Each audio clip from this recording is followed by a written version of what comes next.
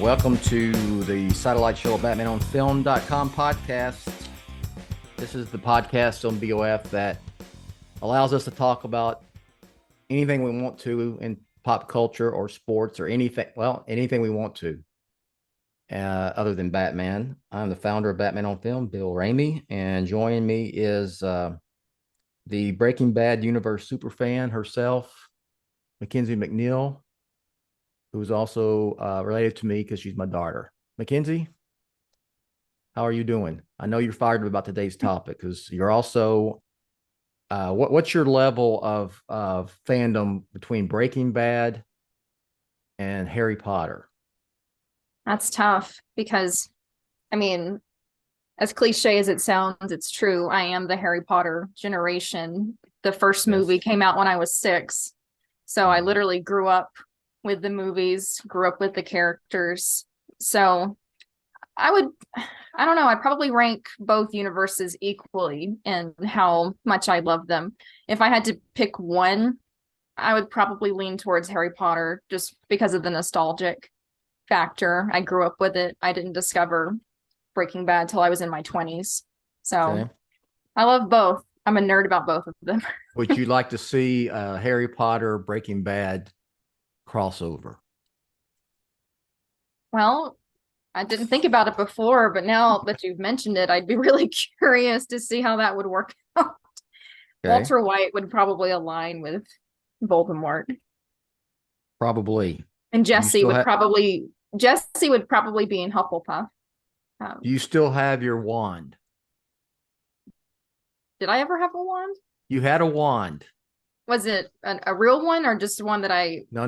made out of a stick? It was a real one. I probably do. I also had a time turn. I don't know what happened to that. Okay. I'm just curious. I do have a picture of you with the wand doing I remember that picture. a Harry I probably Potter still have move. it. I just don't know where it is. Okay. I've moved around a lot. It's probably somewhere buried deep in a cardboard box. The reason I'm and also, well, I will say with her fandom, she's actually lives in Albuquerque, New Mexico, which is the ground zero of the Breaking Bad universe. She does not live in Hogwarts. No, but sometimes I wish I lived in. If you had to choose between, if you could live at Hogwarts or Albuquerque, which one would you pick? Hogwarts. Okay. All right. All right. So the reason why I even brought up Harry Potter is because that's what we're going to talk about today on this episode number 22 of the Satellite Show. And yes, the movies have been gone for a while. You've had the spinoff. What they were spinoffs, right? What were they called? Fantastic Beasts. Fantastic Beasts. I will admit I didn't watch any of them. I did see every single Harry Potter movie because, like you said, Makenzie, y'all grew up with them, and I went with you and your two brothers, and I saw every one of them. I have not read the books, so my Harry Potter knowledge comes straight from watching those movies, and I have seen them several times because they would be on DVD, Blu-ray, whatever, because y'all watched them, and then you were, of course, Harry Potter super fan, so there was lots of that around. So they are Warner Brothers Discovery. Okay, it's kind of a Batman tie-in because that's Warner Brothers Discovery owns Batman. They also have the rights to the Harry Potter stuff. They are with their which used to be HBO Max, now it's Max. It's going to be Max here this coming week, actually. They announced that they are doing I guess this is a reboot, right? Basically. Yeah, I would consider this a reboot. I mean, it's not 7 to 8 movies. It's going to be a TV show, but yes. I would consider this a reboot because they're taking the material and they're remaking it. Yes, they are redoing Harry Potter, not a spinoff or anything like that. They are doing taking the books and they're doing 10 years? Is that what it is? Yeah, that's what I read. I think it was in the trades. 10 years of episodes. I don't know if there's going to be 10 seasons or what, but 10 years it will take place on Max. I'm sure. Have they said that all they've done is announce that they were doing it? Has there been anything else that's came out as far as when are they going to start? Or I think I read, again, I could be wrong, but I think I read that the first season or whatever is not going to air until like 2026, 2025, okay. 2027, somewhere Okay. in that realm. So we're still years away from when we would even get a taste of the content. Okay. So there's no casting, there's nothing. I did read, isn't like one of the producers who was on all the movies is going to be part of the TV? Yeah, I think his name is David Heyman. Okay. I think that's who it is. Yeah, he's on board, and obviously J.K. Rowling, the creator of the universe, is on board too. Okay, so at this point I am going to kind of I'm going to take the co-pilot seat. Mackenzie's going to take over flying this operation, and then because like I said, she's the expert. I'll ask questions because if you listen to the other podcast, I always say I was a teacher and a coach, but I'm also a lifelong learner. Did you know I'm a lifelong learner, Makenzie? You always can learn something, even when you're old like me. Yeah. So I will be educated, I'm sure, during this show. Okay, so what you got? Okay. Well, really, I think just based on some of the reactions that I've seen online is that people are either furious because they hate J.K. Rowling and they don't want to see this show happen. Okay. But I also see other reactions that say, like, why are they even adapting the books into more content when we already have 8 very good movies?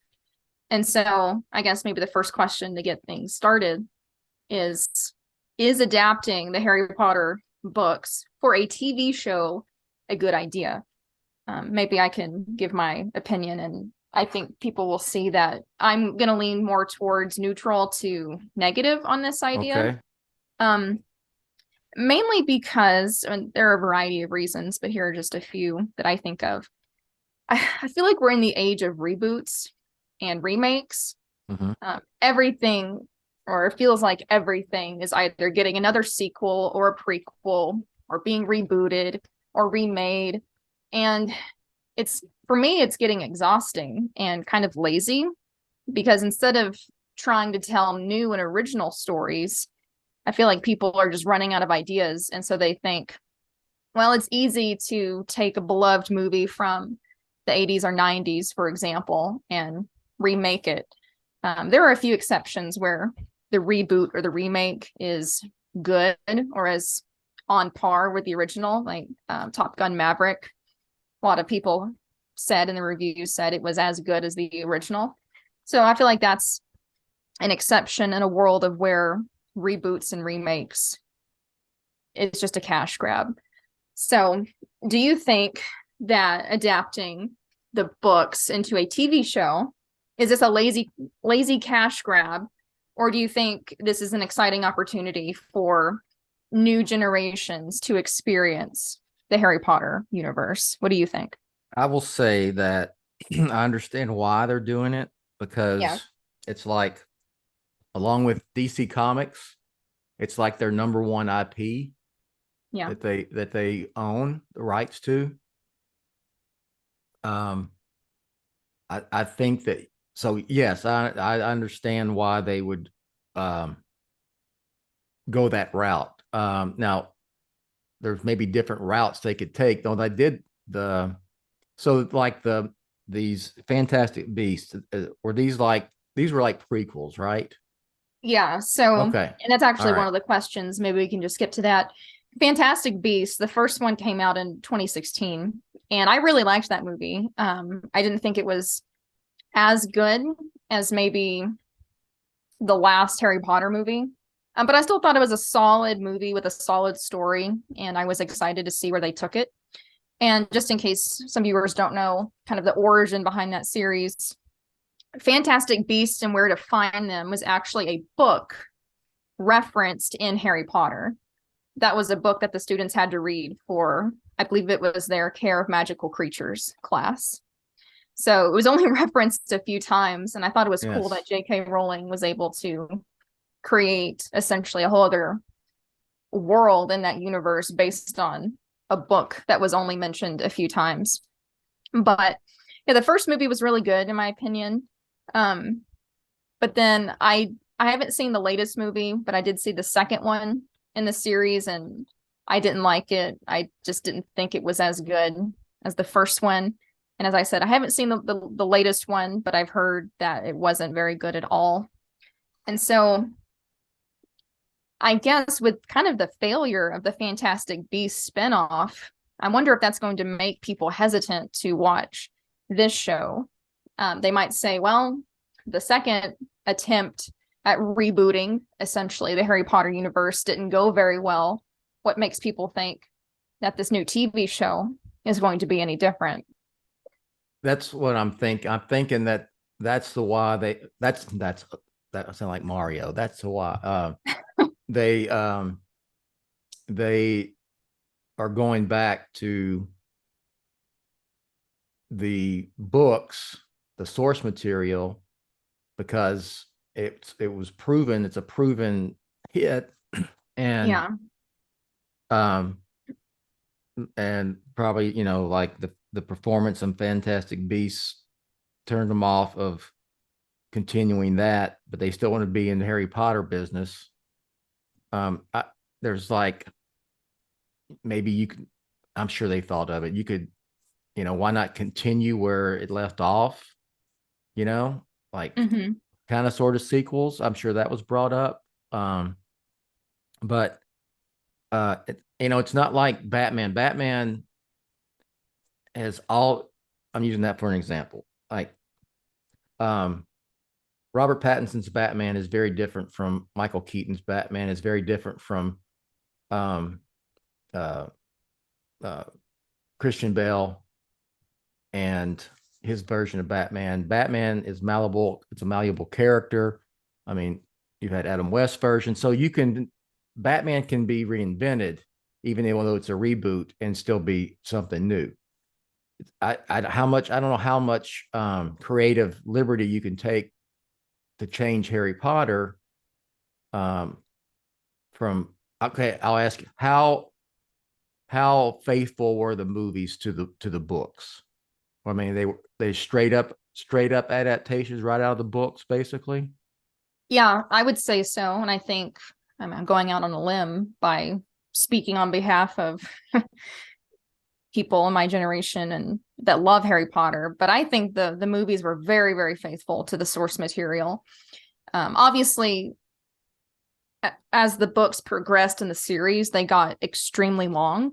And so it's difficult to take, like, for example, I think The Order of the Phoenix, the fifth book, I think it was over 800 pages, somewhere in that vicinity. So it's hard to take 800, you know, plus or minus pages of material and adapt that into a 2 to 2.5 hour film. So obviously you'll see scenes that were not in the movies that are in the books, or you'll see scenes that are consolidated together. And of course, there are a few changes here or there, but I'd say 90% plus the movies were extremely faithful to the material. And if they did make any changes, it was either negligible or it made sense, you know, for storytelling. Yeah. I thought they were. I just wondered, you take a book that size and turn it into a 2.5 hour movie. There's a lot you have to leave out.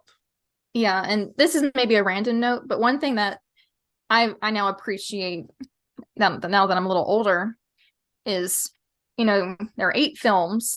I think there were 4 directors total, and a lot of material to cover, obviously.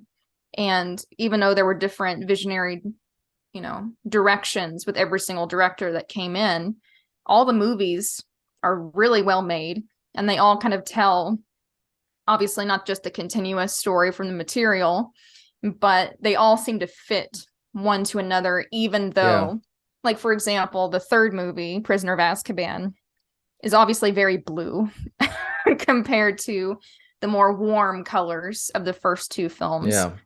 But I thought, even though there was kind of a shifting of who's leading the films sometimes, I thought all the films still worked really well together, which I think is rare nowadays.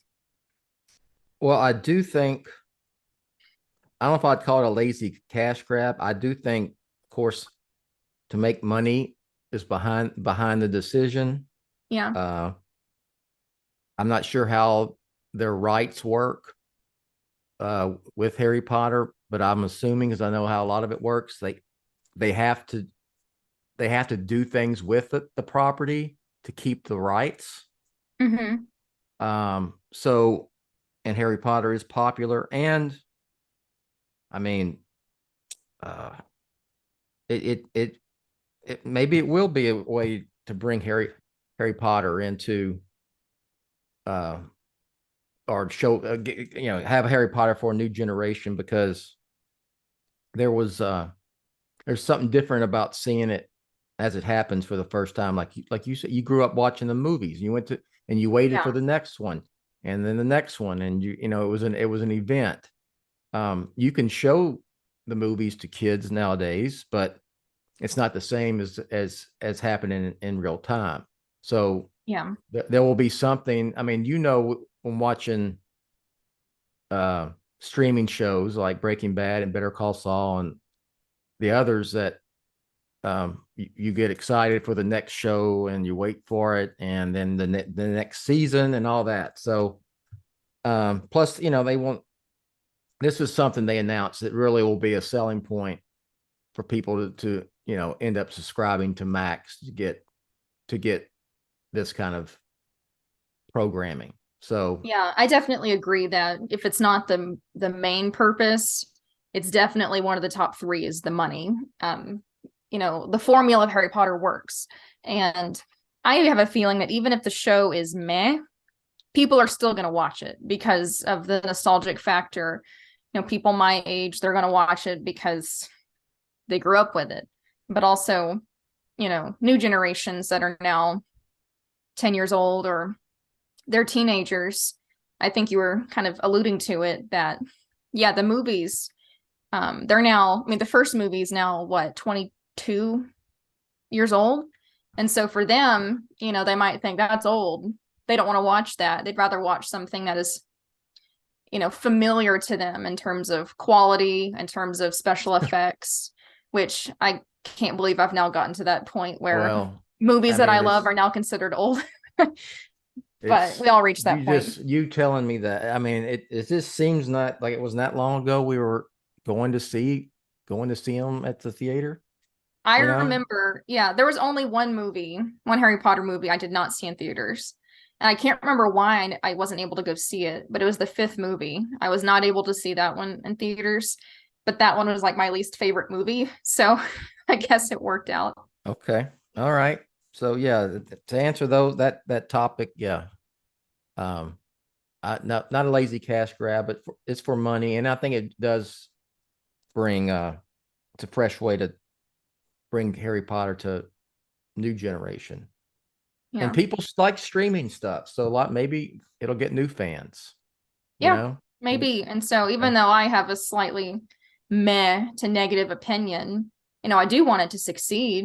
Yes. If this is, if the series does end up being really good quality, good casting, good storytelling, then yeah, that's great. But I'm gonna hold my breath until it airs. But maybe to play devil's advocate, I jotted down a few ideas. Obviously Fantastic Beasts didn't work out, and I'm not invested enough to keep following the debate, but I don't even know if they're going to plan to make, or at least finish, the other movies in the series of Fantastic Beasts. But, for people that are leaning more towards, they don't want to see the same material recycled again, why not tell new and original stories that are still a part of the Harry Potter universe, but they're just different? And so here are just a few ideas that I thought of that I'm curious to see what you think. And obviously, since you didn't read the books, I might need to explain a little bit of these. That's fine. But I'm learning. Yeah. So one idea, again, these are probably never going to happen. These are just word vomiting that I'm about to release. One idea that I've always thought would be a really cool thing to show either on a TV show or a movie is the Marauders, which would be the origin of the Marauders map and how the characters of James, Sirius, Lupin, and Pettigrew, how they created it, why they created it, and maybe the mischief they got into during that time when they were in Hogwarts. I always thought that would be a really cool idea to see. What do you think? Would you want to see that? I'm looking at your notes. I think a lot of these are really good ideas. Maybe they still, who says they don't do spinoffs, Yeah, or as maybe, well. and yeah, and I'll go through the rest of the list. Yeah, go But maybe I ahead. thought, Yeah. if if each series is going to focus on one book, then they have more Yeah. time and more room to maybe tell some side stories. So maybe we'll see Yes. some of this in the show.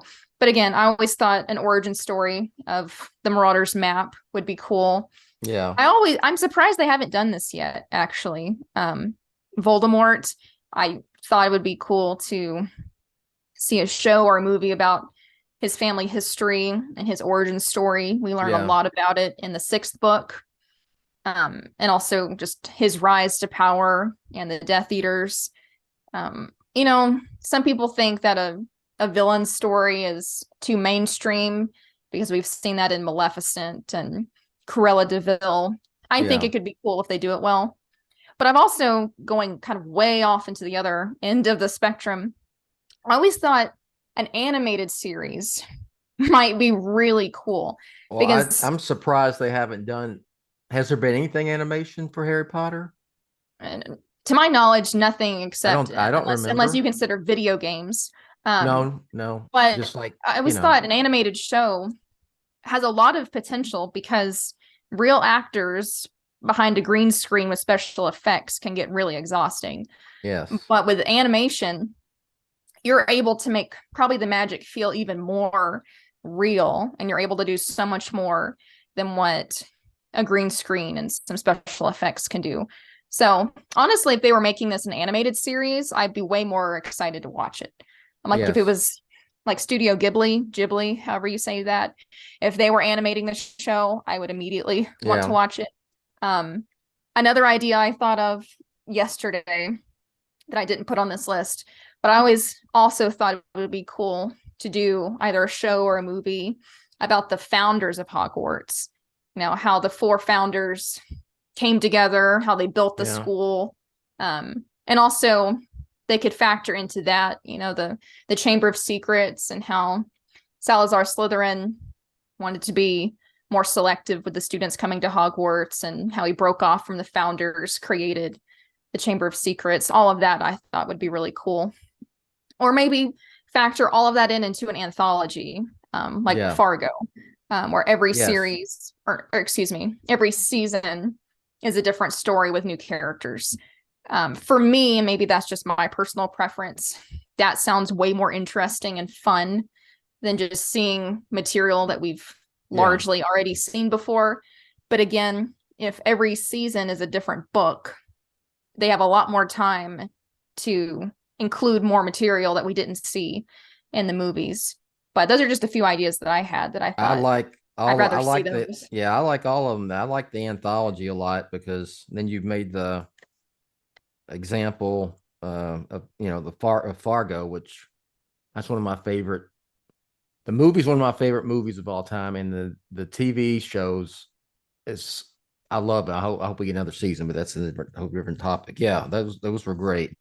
Um, so yeah, I think I guess I'm at like, I know they're doing the books again, and they'll have a new actor as Harry Potter and all the rest of them, and um maybe, but we'll see. We'll see what, if it's a success. We'll see what happens. Maybe there is spinoffs and stuff like this. I mean, I didn't watch what's the dragon show on HBO that everybody, Game of Thrones. Game of Yeah, I didn't Thrones. watch that either. Okay, I didn't watch Game of Thrones, but Game of Thrones was a success, and there's been spin-offs of it, and and all that. So maybe that ends up happening. Yeah, maybe I'm We'll slightly see. hypocritical because, I loved Better Call Saul, and it's a Yes. spinoff of Breaking Bad, but in a way they weren't rehashing the same storyline. I mean, we barely saw Jesse and Walt. They show up Yeah.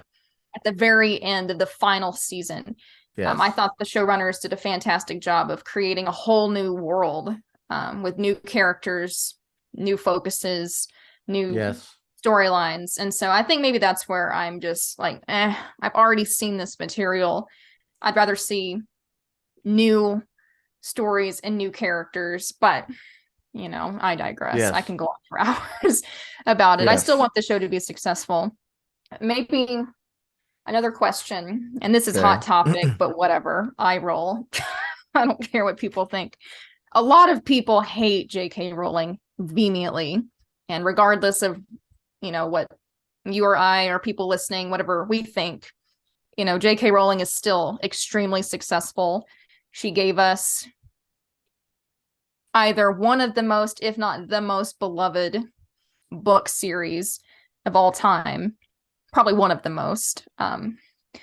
And I know some people are going to refuse to watch the show because of her political and social stances.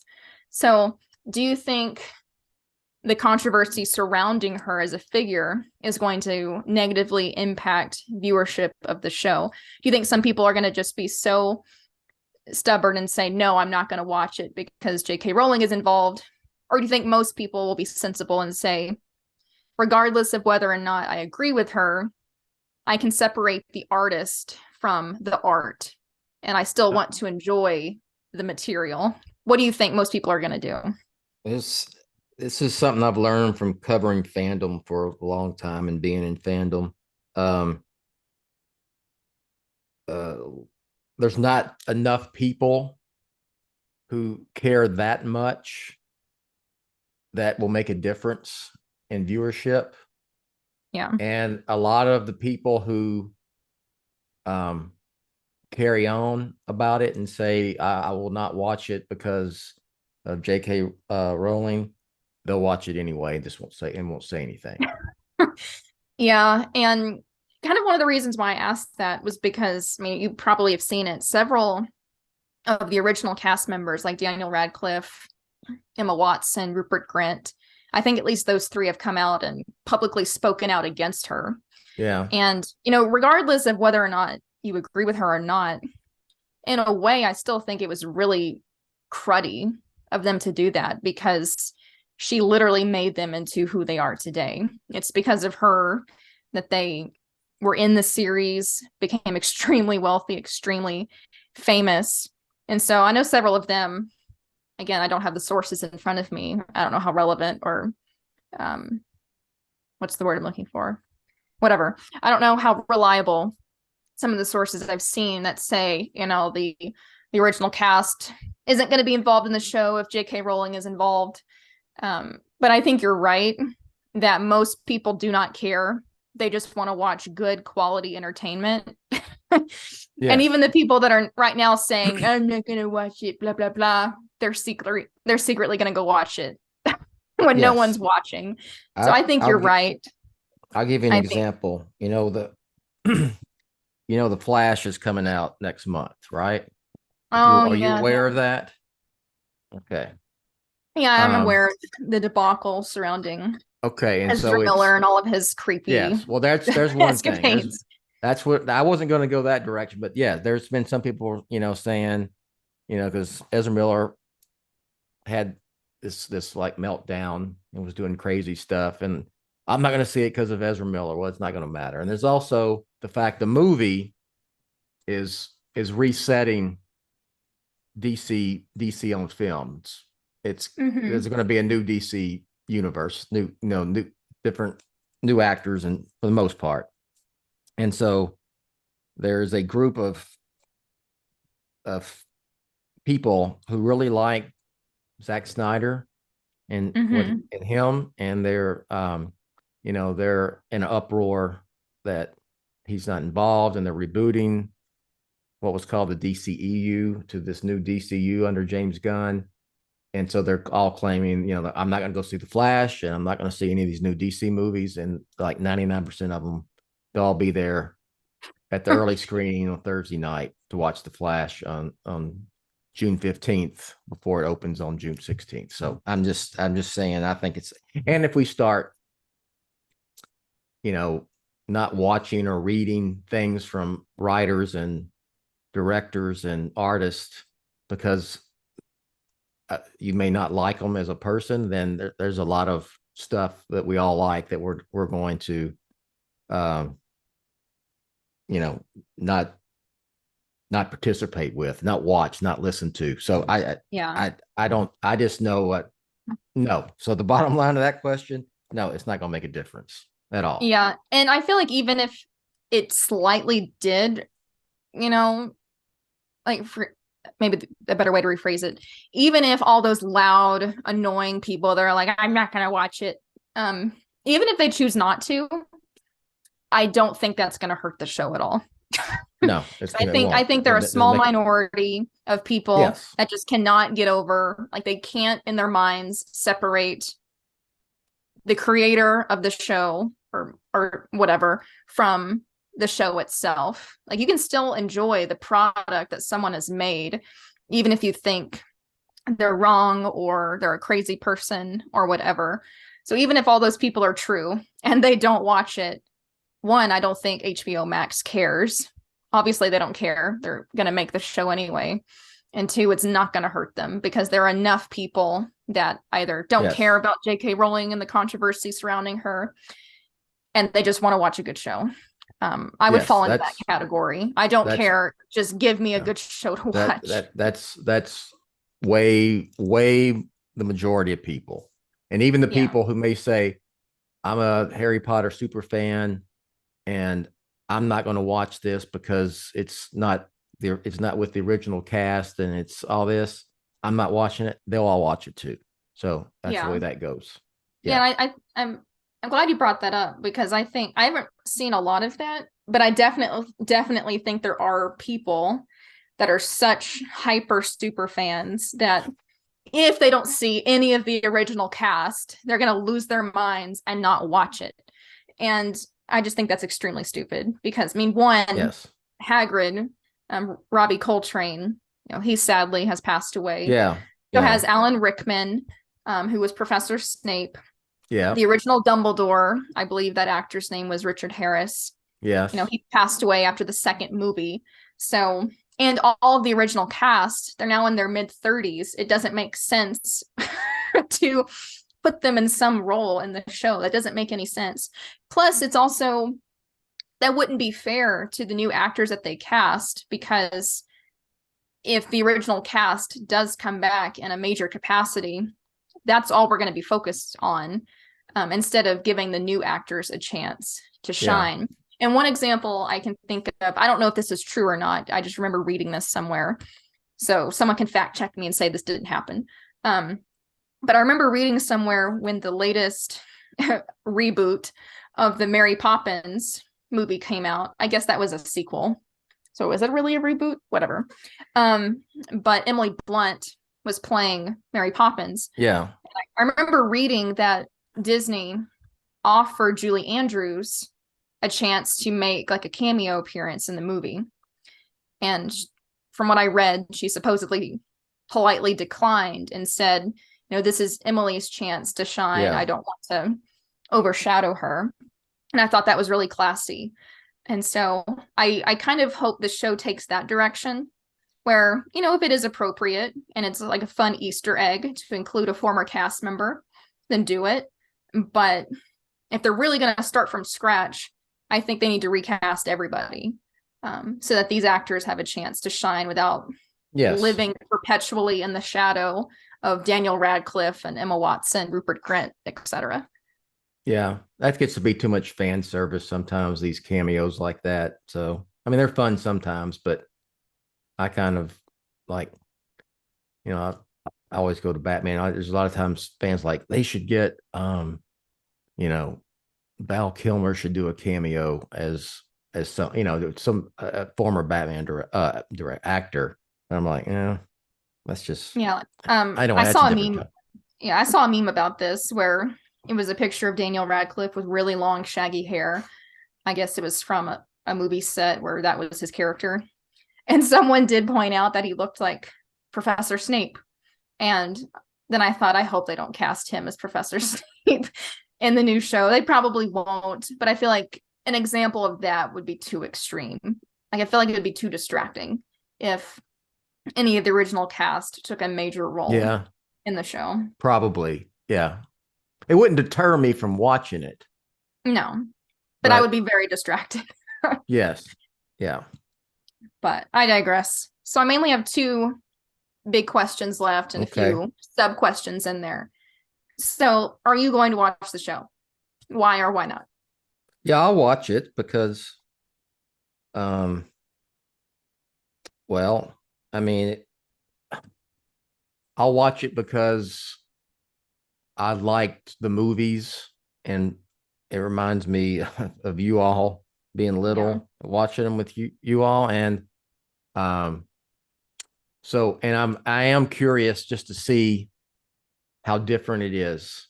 I mean, because there is a little bit of me going like, okay, we've seen the movies. How, if we know how it all turns out, because we've seen the movies, but I want to see what they do with it. I don't think it's going to be exactly the same. Yeah, and that's what I'm hoping that they do not do, is literally recreate scenes from the movie. Yeah. Exactly the same. That would be extremely lazy to me. Obviously I don't want them to change the source material. I feel like that would be stupid. And that would piss off a lot of fans if just you change parts of the book for no good reason. Yeah. That would upset fans. It would upset me. But I guess for me, the same. I mean, when I say, because how everything turns out, but a lot of people, I mean, if this is a new audience, there are a lot of people may have not seen the movies.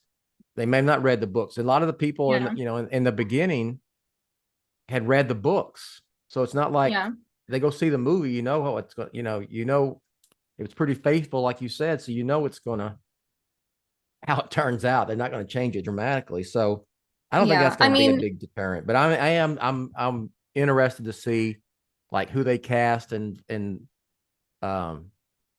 who the showrunner is and all that kind of stuff. And how different it is from you got to set it up. It's got to be set apart a little bit, from. Yeah. Or it was I think most people are going to be upset if we get to the final season and Voldemort doesn't die. Yeah. Like that would completely go against the books. But spoiler alert, by the way. Yeah. I mean, if this is a spoiler alert, you were like 12 years late. Exactly. Yes. But J.K. Rowling, regardless of what people think about her, I think she loves her work enough where she's not going to change it arbitrarily for no reason. I don't know her personally, so I'm just speaking for her. But I have a feeling that, I feel like she knows that these books and the movies mean so much to millions of people across the planet that think they're not going to change big core components of the book without a good artistic reason. And maybe I'm being too hopeful and optimistic, but I'm going to lean on that. For me, am I going to watch the show? I don't know. The main reason is because I don't have HBO Max. I actually don't have a lot of streaming channels. I don't have Disney Plus or Netflix or HBO Max.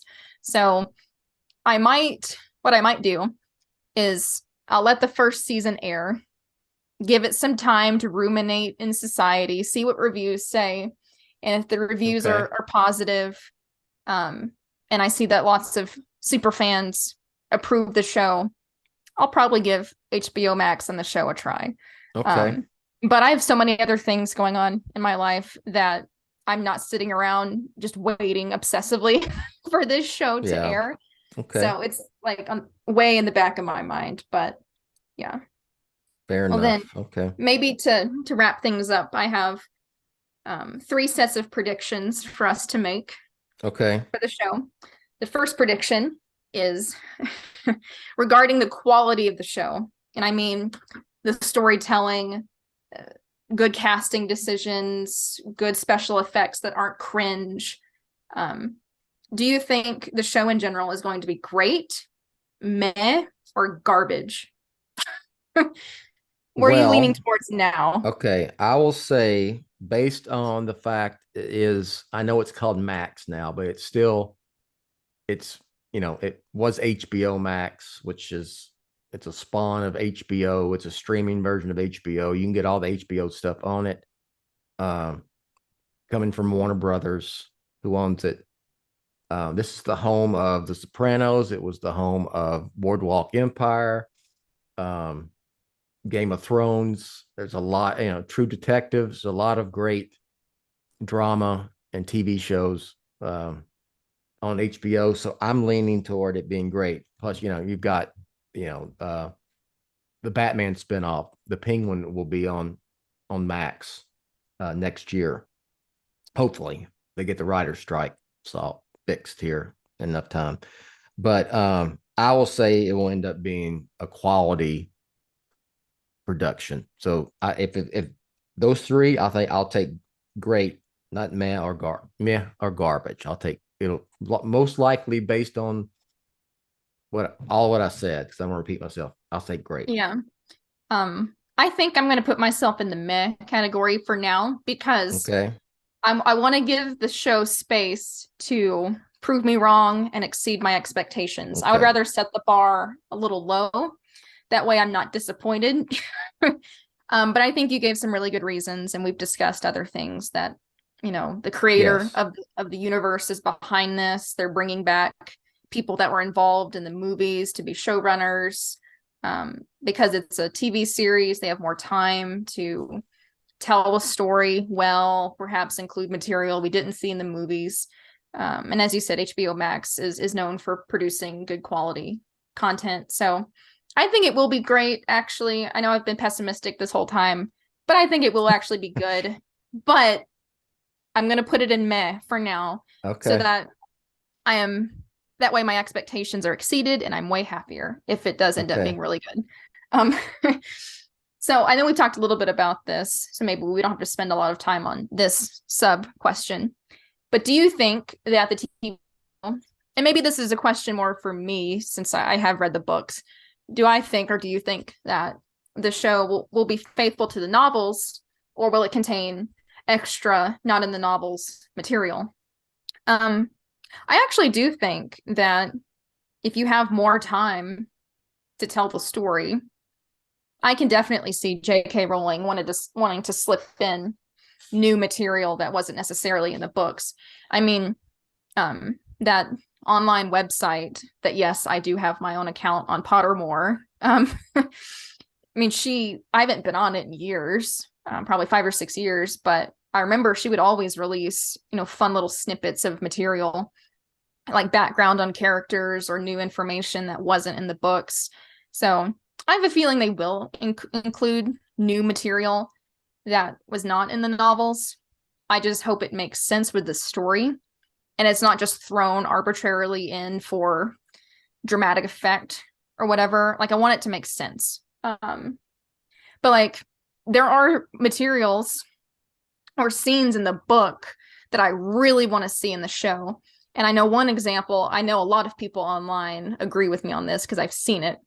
Dad, there's several chapters in the 4th book, Goblet of Fire, where Hermione starts a committee at Hogwarts called, she pronounces it SPEW, but the running gag is that Ron and Harry keep calling it spew. And Okay. it makes her really mad. It's hilarious. But if I remember I think I remember what the acronym stands for. It's like the Society for the Promotion of Elfish Welfare, something like that, Okay. where Hermione finds out that house elves are basically the magic behind Hogwarts. Like they cook all the food and they clean everything. And she says it's slave labor, so she refuses to eat and all this kind of stuff. And then she orchestrates a campaign to try and free all the house elves by leaving socks all across Hogwarts, because in Harry Potter, the only way you can free a house elf in servitude to you, or in servitude to anybody, is by giving it clothes, which is how Dobby got freed. And so it's really funny in the book where she's trying to free all these house elves, and they're really offended that she's trying to do that because they love working at Hogwarts because Dumbledore is really good to them. It's really funny. I want to see that in the series. That's just one example that I think would be really funny to see. Yeah, that's good. That's a good example. Yes, I think that they'll be faithful to the books, and I think they're going to include more from the books, because just it's going to be episodic television, and over a course of a decade, that they can do that. And I think anytime you take a book and you adapt it to film, you do add things in, because that's just the way it is. So I think they'll do some things, maybe change a couple things or add some stuff that wasn't in the book. But, and I'd say yes on all of that.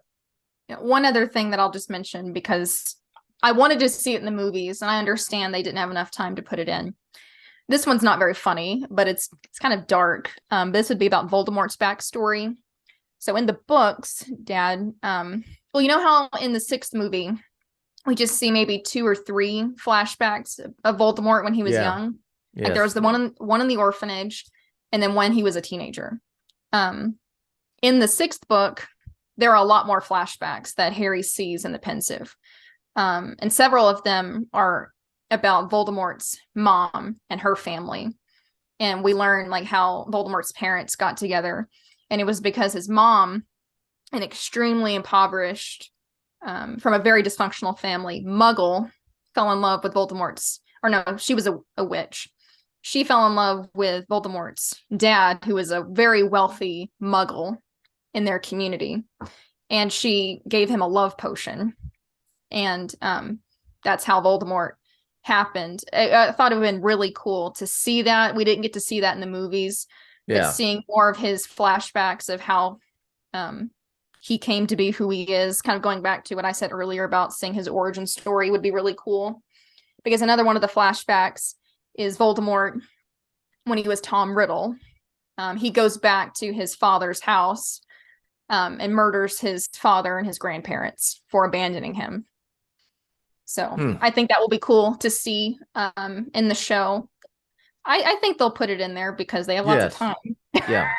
All those are good examples, because yes, they're gonna have more time to do it. Yeah. For sure. So the last question is kind of controversial, but I'm okay with that. I'm not offended or bothered by it. But do you think the show is going to be a woke nightmare or a balanced modern adaptation? And what I mean by woke nightmare, I'm not going to take a huge, super right-wing stance on that. What I mean is, do you think the showrunners are going to maybe not highly prioritize, but definitely prioritize social or political messages above telling a good story? Because some movies and shows are definitely guilty of that.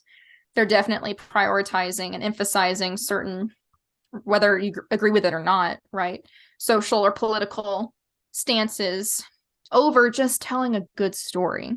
I feel like most people don't care if there is diversity of ethnicity, of age, of political belief, of religion. Most people don't care. They just want to be entertained and make sure that a good story is what they're watching.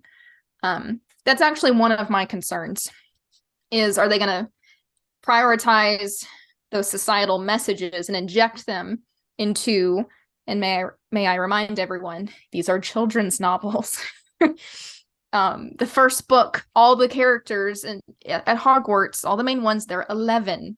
And so do you think, maybe another question, do you think they're going to try and make the show more mature based on modern, stipulations, and forgetting that these are literally children that aren't thinking about these things when they're 11 and 12, etc. So it's a super loaded question, but what do you think? I did not think about, until you just said it, if they would make it for an older audience, this version. Yeah, maybe one example I just thought, I didn't think of that until you brought it up. I would probably say, I think it's going to be for all ages, just like the movies, Yeah. I mean, one example yeah, go ahead. One example I think of is, Christopher Columbus, or Chris Columbus, whatever his name is, the first director of the first two movies. I feel like he understood the assignment, that these are children. They're 11 and 12. And so the first two films feel distinctly different than the rest of the films, mainly because, one, there was a different director. So obviously the films are going to feel a little differently after that. But those films feel very magical, very ethereal, very childlike, compared to the film immediately after Chris Columbus departed, where the books get progressively darker. And I think it's fine if the series, matures with the cast. If the cast is young, and you do see them mature, that makes sense, because that's what happens to the characters in the books. The books get progressively darker, and so the characters grow with that. But I always think it's weird whenever some shows or movies try to make material that is supposed to be for kids like so dark and so mature and so above their age. I'm like, these are 11 and 12-year-olds. Make it fun. And just tell a good story, and most people won't care. I don't know. I'm just rambling, but those are just some of the thoughts I have. I think it'll progress, like you said, like the books get darker. I think it'll be an all age thing. Like I saw it. Y'all were kids. I was grown up. I liked it. So, I think that's what I mean by all ages. And I think that it's going to be there are going to be some people who are going to see things in it, and they're going to have a meltdown either way.